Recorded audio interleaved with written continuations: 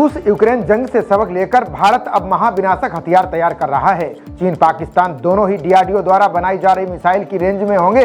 वहीं सीमा पर भारत अन्य युद्धक हथियार भी तैनात कर रहा है। भारतीय सेना किसी भी विकट स्थिति का मुकाबला करने के लिए लगातार सीमाओं पर अपनी युद्धक क्षमता बढ़ा रही है।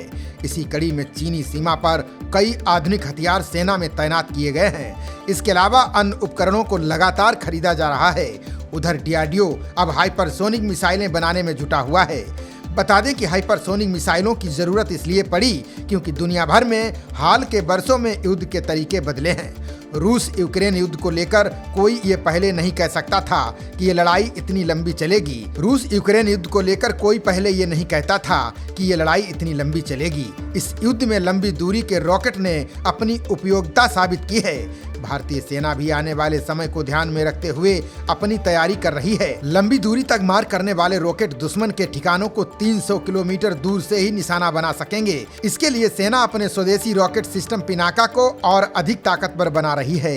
DG artillery lieutenant general Adosh Kumar ने बताया कि पिनाका सिस्टम भारत के आत्मनिर्भरता की सफलता की कहानी है। उन्होंने कहा कि हम पिनाका रॉकेट की रेंज ज्यादा चाहते हैं और डीआरडीओ इस पर काम कर रहा है। भारत ने उत्तरी सीमा पर अपनी ताकत बढ़ाने पर ज्यादा ध्यान देना शुरू कर दिया है।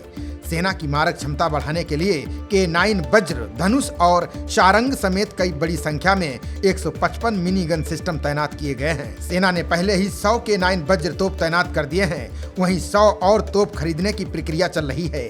अदोस कुमार ने बताया कि K9 वज्र तोपों को मुख्य रूप से रेगिस्तानी इलाकों में तैनात करने के लिए खरीदा गया था, लेकिन पूर्वी लद्दाख में गतिरोध के बाद सेना ने इस ऊंचाई वाले क्षेत्रों में बड़ी संख्या में इन तोपों को तैनात किया है। उन्होंने आगे बताया कि हम अन्य 155 मिनी गन सिस्टम को भी शामिल करने की प्रक्रिया में हैं। इनमें advanced towed artillery gun system, mountain gun system और टोड गन सिस्टम शामिल है। रक्षा अनुसंधान एवं विकास संगठन यानी डीआरडीओ सैन्य बलों के लिए हाइपरसोनिक मिसाइलें विकसित करने की प्रक्रिया में है।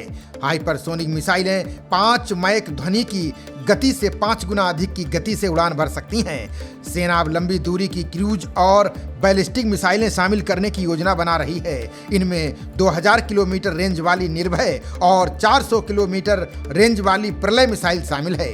प्रलय और निर्भय मिसाइलें प्राप्त करने के लिए सेना को रक्षा अधिग्रहण परिषद से मंजूरी मिल गई है। बता दें कि आज के समय में किसी भी देश की सुरक्षा के लिए मजबूत सेना का होना बहुत जरूरी है। लंबी दूरी के रॉकेट और अन्य आधुनिक हथियार भारत की सुरक्षा को मजबूत बनाने में मदद करेंगे। खबरों का सिलसिला जारी रहेगा। देखते रहिए जनप्रवाद। नमस्कार।